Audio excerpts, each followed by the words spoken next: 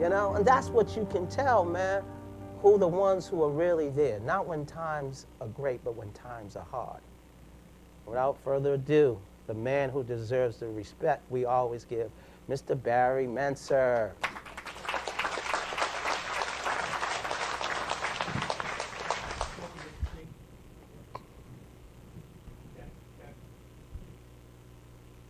Good? Okay. Before I begin my presentation, I was sitting here thinking, and I had the fortune to be involved in putting dental offices in Sears stores. Well, I won't go into the full story. We have a tremendous venture right now before us. But thinking about the Sears setup, think about this. In order to go into a Sears store, you basically had to be a licensed dentist. You had to put up a check for $100,000. Not a check, but a cashier's check for $100,000. It cost $250,000 total to go into a Sears store. Sears did not permit at that time Visa or MasterCards to be used in their store. So you needed an additional financing setup. You could not use the Sears credit card. And all monies went downstairs to the Sears cashiering department, which meant you could not use creative financing or creative accounting for the monies that were being received. Oh, and you needed to have a location outside of Sears, and just in case it took a while for the Sears program to kick off and you make money. And you had to follow the Sears hours 7 days a week, which meant in most cases you needed at least a staff and a half to cover the situation. So if you did make money in the Sears store, you needed the location outside to lose money, creative accounting. And if you didn't make money initially right off the bat in the Sears store, you needed the outside location to make money. So part of my responsibility was going to meet with different locations, Arizona, Florida. We fortunately had a gentleman named Dr. Wally Sears, Dr. Wally Sears in a Sears store. So it was really a tremendous education and learning process. And I just sharing this because while this is still going to be hard, it was nowhere near what it took to put dental offices in Sears stores. Think about this, Dr. Wally Sears. His brother was also a dentist. He was in charge of the dental association. Did not believe in things like putting dental offices in Sears stores. So you had the interfamily scenario that was taking place. Here we're in a platform where we are able to share information, community empowerment. This, I mean, the term, the title, the idea of being able to share information with the community.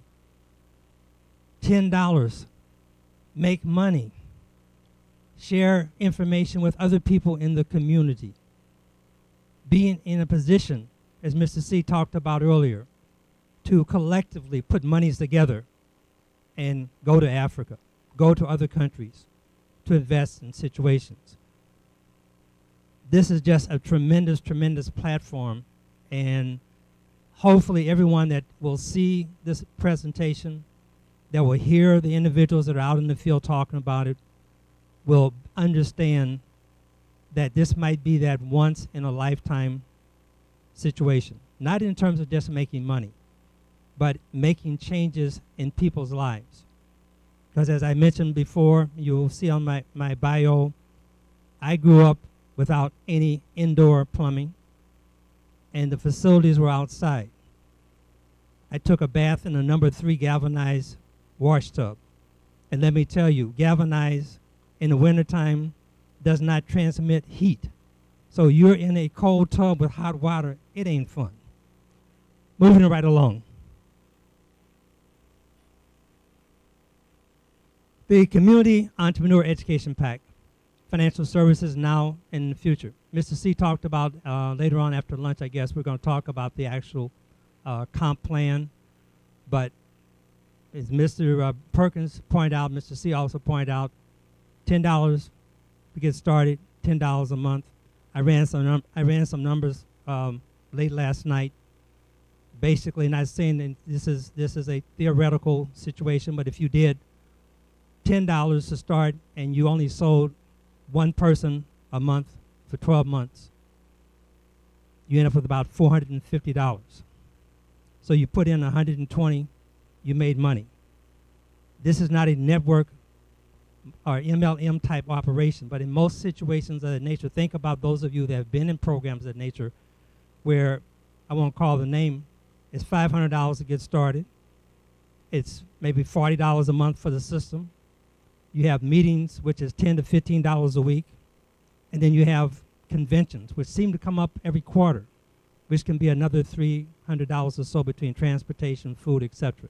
Here we're talking about $10 to get started and $10 a month.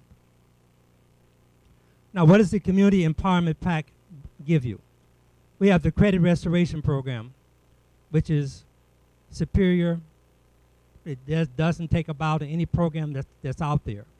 The client is going to always be involved in the process. The client has information. The client has education, because you don't want to just learn what not to do or what is in your program, but you always want to know, why did I do what I did? You want to be educated so you don't repeat the situation in the future. Once you deal with the negatives, a lot of times you still need some positives. So we have the credit builder to help you build the program. Right now we're negotiating with a bank that also provides a secured business credit card in addition to a secured personal card. So if we need to deal with the credit restoration, we can put the person into a situation where they're able to start working on setting up not only just the personal secured, but also the business secured card. And as I mentioned, credit education is a very, very important part of that, because it is one that is always ongoing. There are certain laws, rules, and regulations that governs credit. Just using it as a real quick example, my wife had an account, cell phone with AT&T. For some reason, they didn't credit her credit card payment, so it went to collections. So the collection company called, and they said, is your wife there? They asked for the person. No, she's not here. So they started talking to me about her account.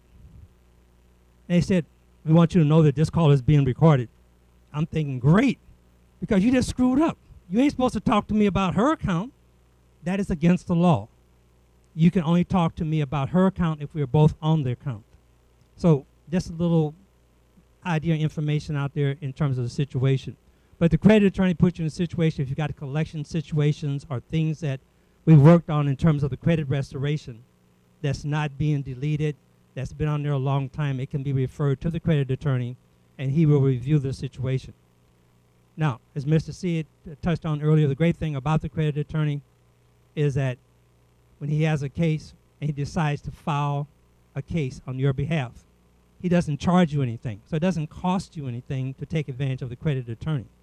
And oh, by the way, if he wins, you might also get some compensation, because every time that the law is a violation, like the call that came in on my wife, it's a $1,000 hit. It could be a $1,000 hit. So every time that this happens, you build up the possibility of a $1,000 hit. And obviously, the credit attorney doesn't charge you, so he wants to have a great case because he wants to get paid also. Because as Mr. C always says, if it don't make money, it don't make sense. That's why he's filing a lawsuit, because he wants to get the money, and he wants to basically slap them upside the head. You also have the credit coaching, and I think Mr. Darrell Mooney, I think one of the sessions we had, for those of you that know about basketball, he used the comparison or the connection as Mr. C being the kind of Phil Jackson and Barry Menser being like the stand winner behind the situation. I'm just really, really blessed. I mean, we did this panel discussion, and I'm listening to Mr. Nickens in terms of what he has accomplished.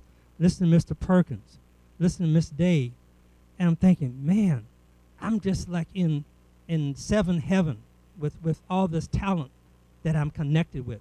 So as a person that's listening to the process, it's not about me, it's about the team. And you have a tremendous, tremendous team that's here to help you, assist you, help your community, and more importantly, help you make money.